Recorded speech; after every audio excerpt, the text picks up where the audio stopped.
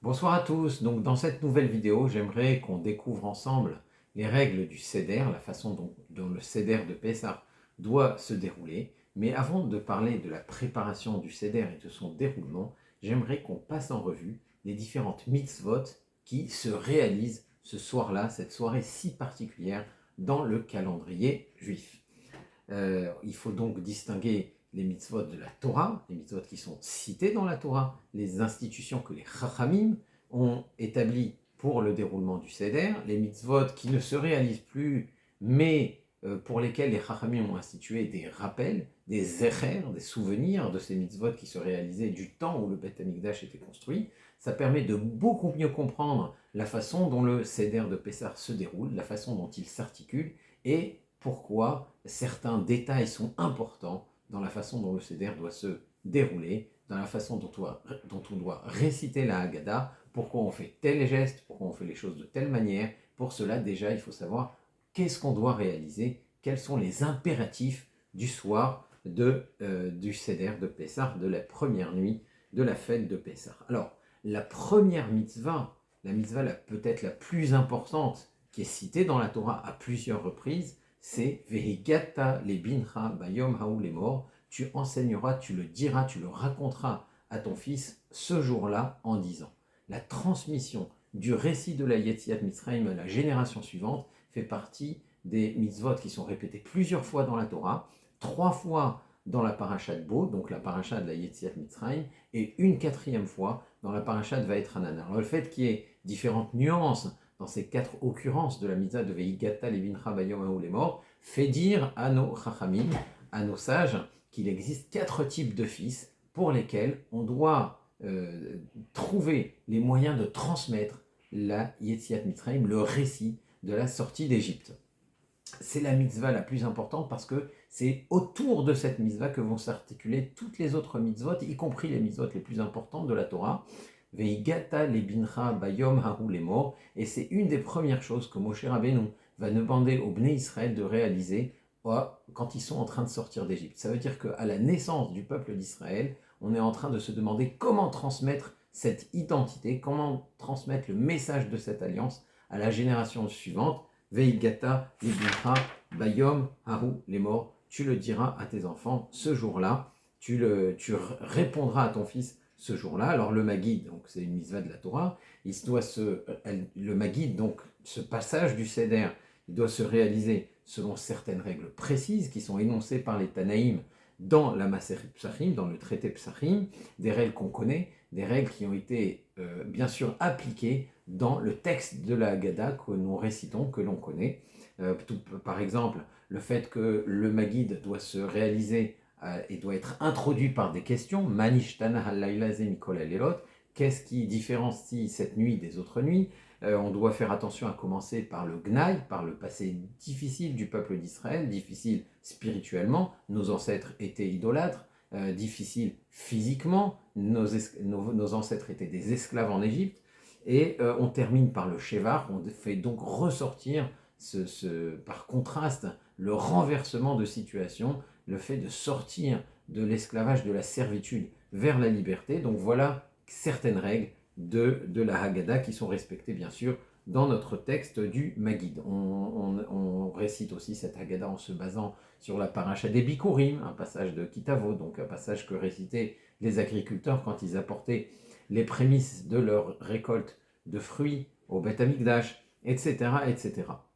Alors il faut savoir que même si cette transmission de la Haggadah, cette transmission du récit de la Yetziat Mitzrayim, il est avant tout destiné à la génération suivante, Veigata les bincha bayom haou les morts, tu diras à ton fils en ce jour-là, en ce jour, et en lui disant nos ancêtres étaient esclaves, etc. Donc même si c'est destiné à la génération suivante, même un couple qui n'ont pas encore d'enfants, on le leur souhaite bientôt en tout cas, eh bien devront se poser les questions adéquates. Manishtana halayla hazeh, en quoi cette nuit est-elle différente? Et devront se répondre en récitant, en racontant la Yetziat Mitzrayim, en racontant la sortie d'Égypte. Et même quelqu'un qui passe le Seder seul doit se poser la question et se demander mais en quoi cette nuit est-elle différente? Se poser donc les différentes questions d'introduction de la Haggadah, du Maguid, et y répondre, et se répondre à lui-même, Avadim Haïn ou les Pharaons Mitzrayim,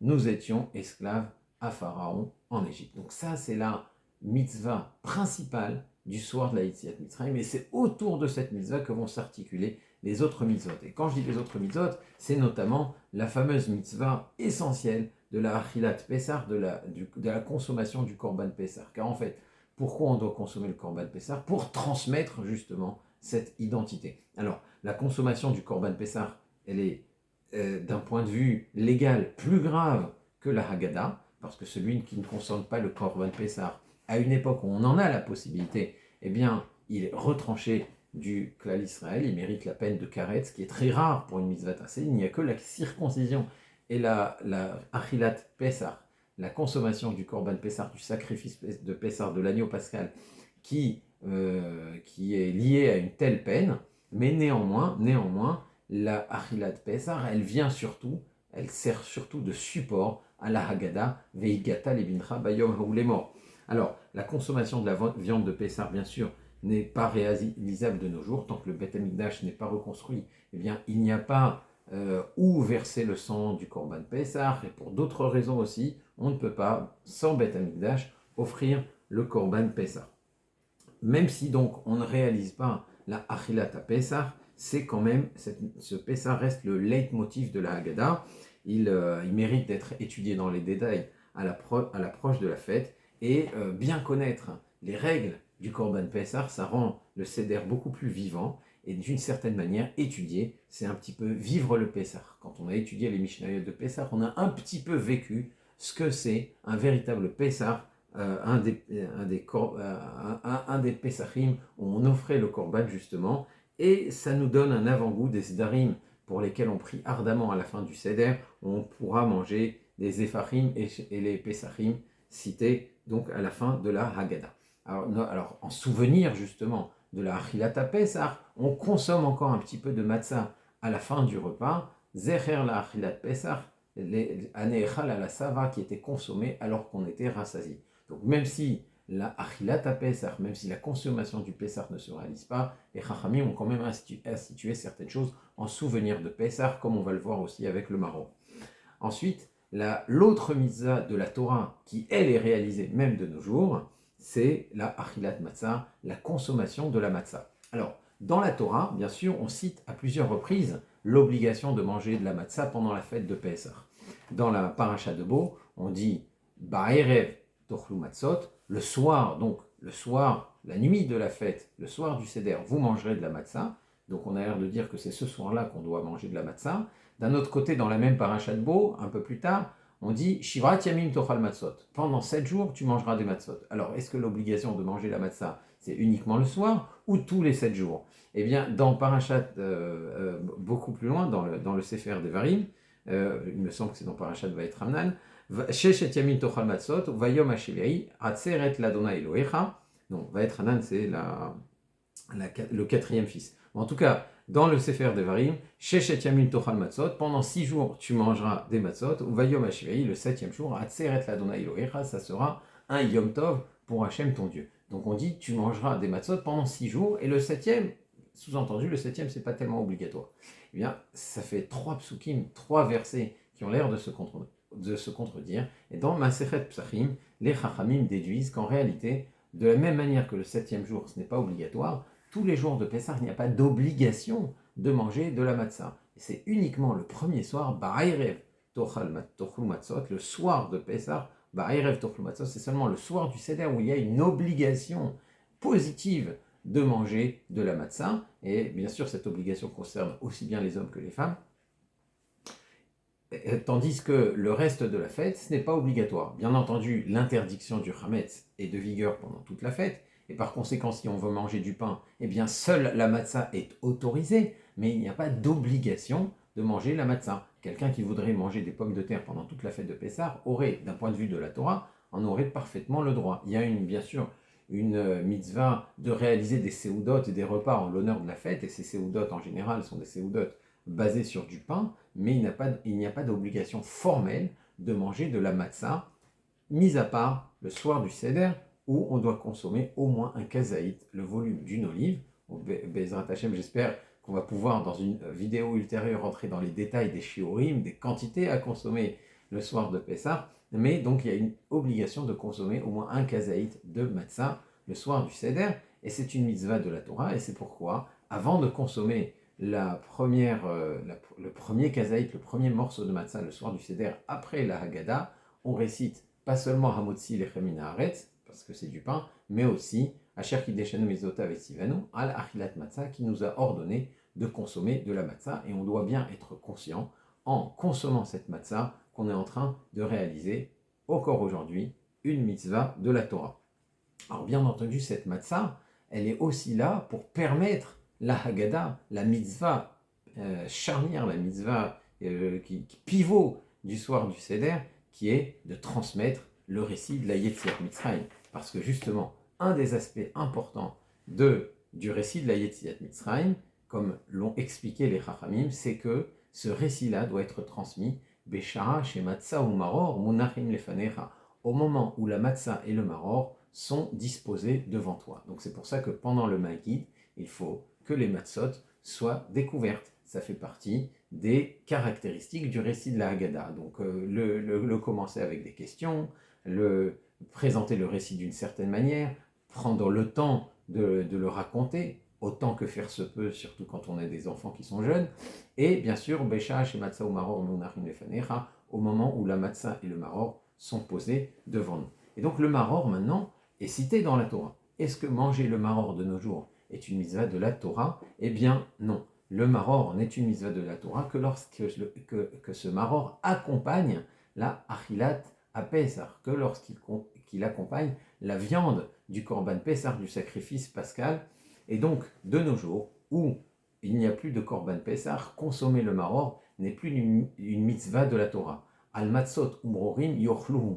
Avec des matzot et des mrorim, vous le mangerez, ce Korban Pessah, ce sacrifice de Pessah. Mais s'il n'y a plus de sacrifice de Pessah, parce qu'il n'y a plus de Beth Amikdash, alors la mitzvah du Maror n'est plus une mitzvah de la Torah. Malgré tout, les Chachamim ont ordonné de continuer à manger le Maror le soir du Seder en souvenir du Korban Pessah. Donc c'est une mitzvah, midera banan, de consommer un kazaït au moins de Maror, au moins le volume d'une olive de Maror, d'herbe amère. On va voir quelles herbes sont utilisées. On parle de laitue, on parle de réfort, on parle d'endive parfois. On va voir un petit peu cela dans les détails dans une prochaine vidéo, Be'ezrat Hashem.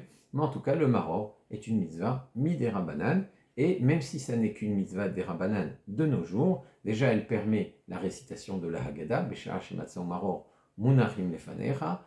Et deuxièmement, comme c'est une mitzvah d'Erabanan, on peut réciter la bracha de Asher Kideshanu Bemizota Vesivanu al Achilat Maror, qui nous a ordonné de consommer le Maror, parce que même pour une mitzvah d'Erabanan, on récite la bracha. Akadosh Baruch Hu nous a ordonné de réciter le Maror, puisqu'il nous a ordonné de respecter les paroles des Chachamim.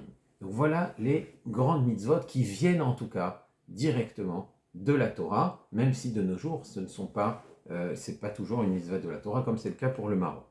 Une autre mitzvah du soir du Seder, c'est la mitzvah, l'institution des Chachamim, des sages, de boire 4 coupes de vin. Alors ça, c'est pas mentionné dans la Torah ne demande pas de boire 4 coupes de vin, mais au début de la paracha de Vaïra, on trouve 4 langages de délivrance, Vehotseti, Veitzalti, Vegaalti, Velakarti, où Akadosh Baruch Hu dit qu'il fera sortir, qu'il sauvera, qu'il délivrera et qu'il prendra le peuple d'Israël d'Égypte pour l'amener en Eretz Israël, pour l'amener vers la terre où coule le lait et le miel. Alors il y a un 5e langage qui est un petit peu caché, on dit que c'est pour ce 5e langage qui annonce la Géoula, qui annonce l'arrivée en Eretz Israël, qu'on prépare une 5e coupe, mais en tout cas, pendant le déroulement du Seder, il y a une obligation de boire 4 coupes de vin, les Arba Kosot, les fameux 4 Kosot, les 4 coupes de vin.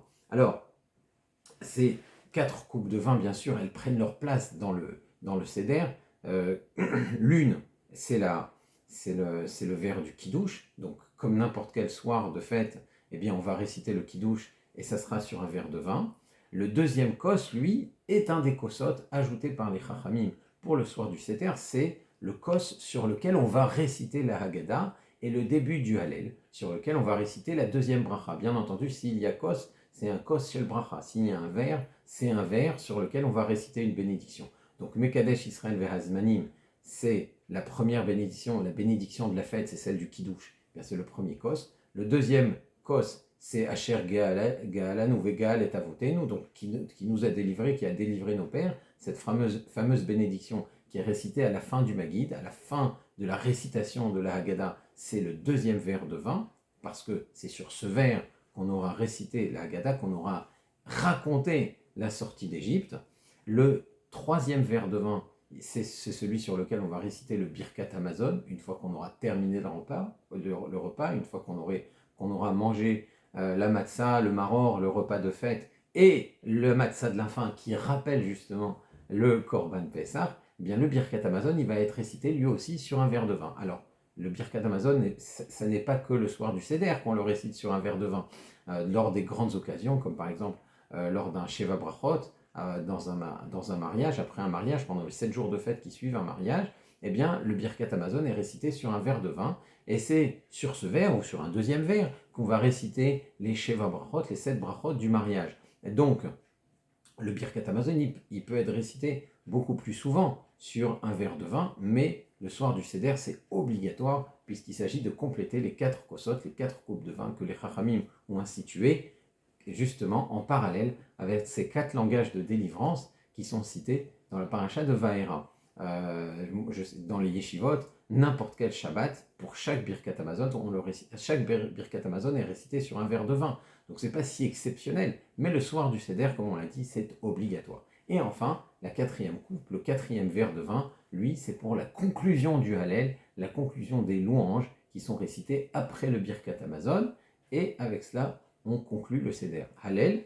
Nirsa, une fois qu'on a terminé le Hallel, on a terminé le Seder, on demande à Akadosh Baruch Hu d'agréer tout le Seder de Pessah. Donc, les 4 kosot, les 4 verres de vin, sont une institution des Chachamim. Ce sont les différentes bénédictions. Les bénédictions sont des institutions des Chachamim. Ces différentes bénédictions qui, elles, doivent être récitées sur un verre de vin par honneur, justement, pour ces brachot. Quand une bracha est importante, elle est accompagnée d'un verre de vin, comme c'est le cas pour la Havdalah, pour les Sheva brachot, etc., comme on l'a dit. Donc, le soir du Seder, il y a 4 bénédictions qui sont récitées sur un verre de vin. Ça fait 4 verres de vin.